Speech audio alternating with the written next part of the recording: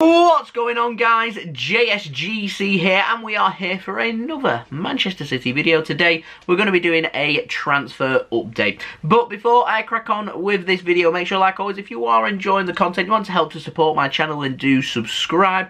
Press that red button, press the bell, and put your push notifications on.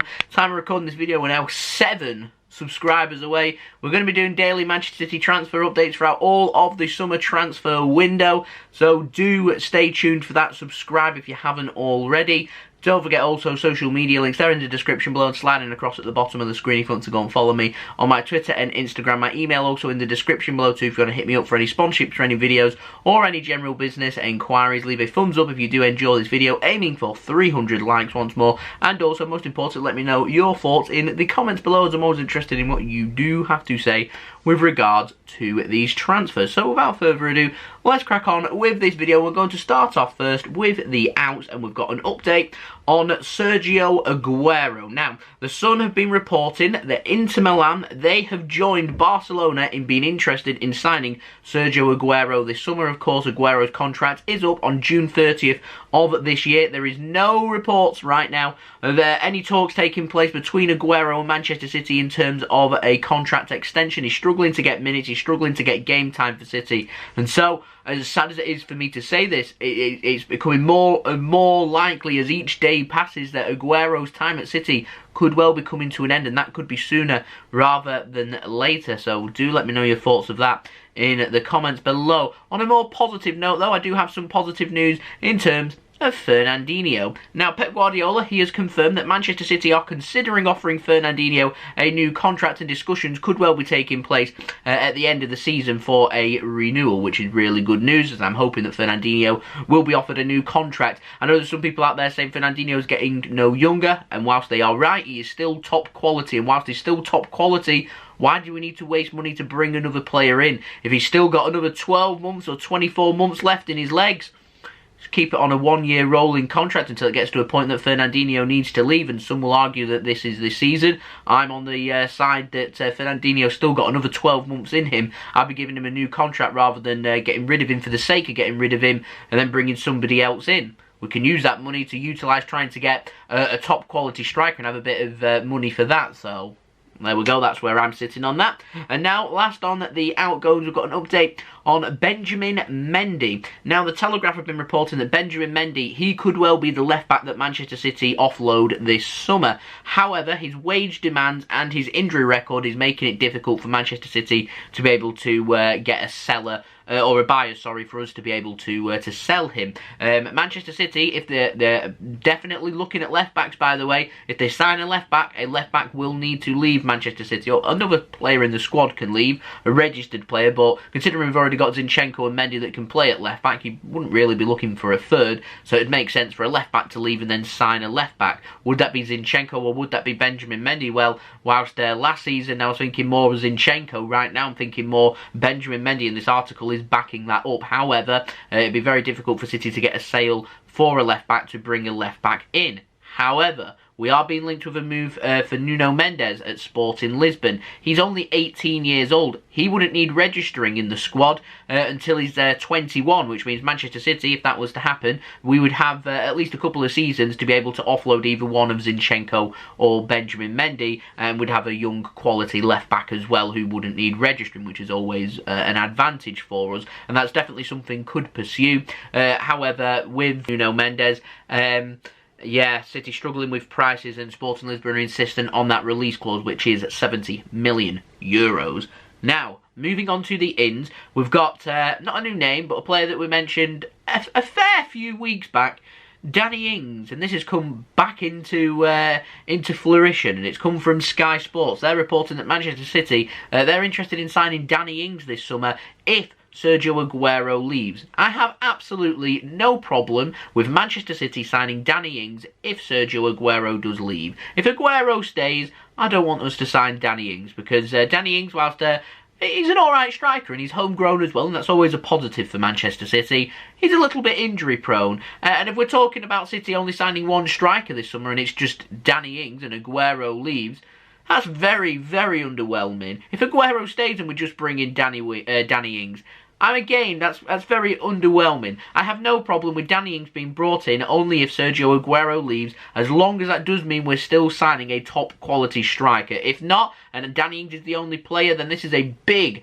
no-no from me. He's 29 years old. Like I said, he is injury prone, so he'd fit right into our squad. But I have my reservations about this. I don't really see this happening. I feel like this is more of a international break. Let's chuck out a big transfer story out there to get clicks and views and things like that. So I'm questioning the reliability of this information, even though it has come from quite a reliable source with Sky Sports. So I would like to know your thoughts of that in the comments below. Danny Ings to replace Aguero. Are you keen on that or not? Let me know. Now, we've got an update on Denis Zakaria. BILD in Germany, they're reporting that Borussia Monchengladbach, the maximum they may be able to get for Zakaria this summer may only be 20 million euros. His contract's running out. It doesn't run out this summer, so it's not going to be a free contract, but I'm going to presume it is the summer after. And because of that and his injury record that he's had this season, it's putting suitors off, and so his price, whilst Monchengladbach were looking for around 40 million euros, apparently, according to BILD, that's now being cut in half. Now, I'm going to go back to that Fernandinho story that I was telling you about. I'm not too sure I can sit here and say that Denis Zakaria right now is a better player than what Fernandinho is. If we're interested in Zakaria possibly being Manchester City's long-term replacement for Fernandinho, I have no problem with making a move for 20 million euros, as long as Fernandinho does stay at Manchester City as well,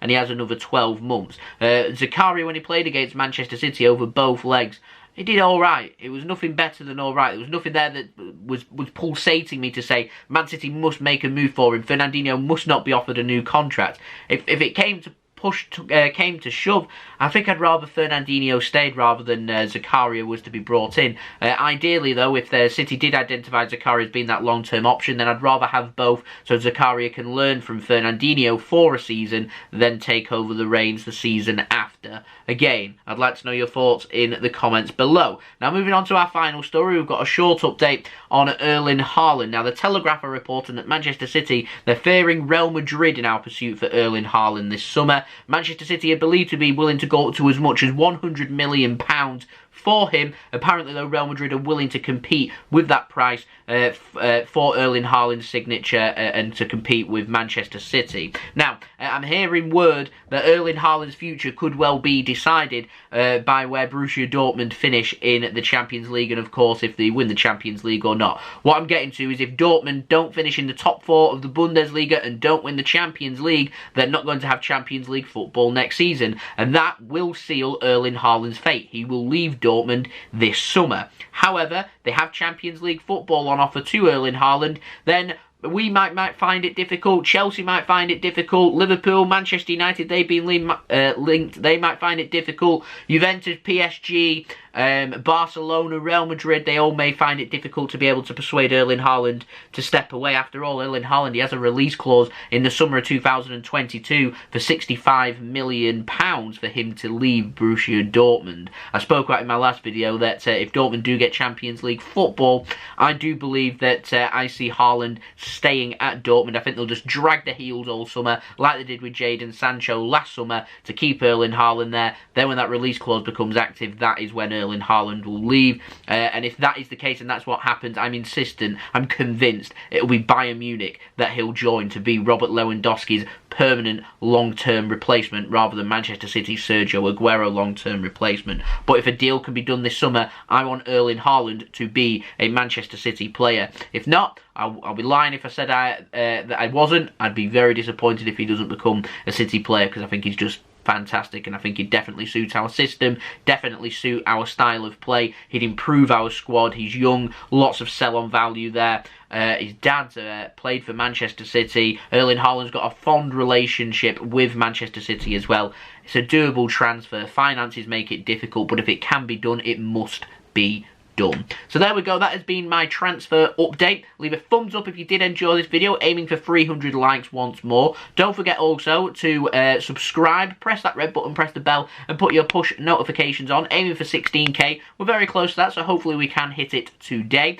Also, social media links, they're in the description below and sliding across at the bottom of the screen if you want to go and follow me on my Twitter and Instagram. My email is also in the description below too if you want to hit me up for any sponsorships, for any videos, or any general business enquiries. We are doing doing daily Manchester City transfer updates throughout all of the summer transfer window. It's going to be busy. There's going to be lots of views, City signing players, selling players, lots to talk about. I'm actively looking for sponsorships for them videos, so if you've got any sponsorship inquiries for me, then do let me know through my email. Also, do let me know your thoughts of what you made of these transfers in the comments below, and I'll see you all again for the next video. My next video will be the Manchester City loan report. We've got a 4-part series coming up over the international break for everybody to look forward to, so I'll see you then for that. So I've been JSGC. I hope everyone is safe and well. Thank you everyone for watching. Peace.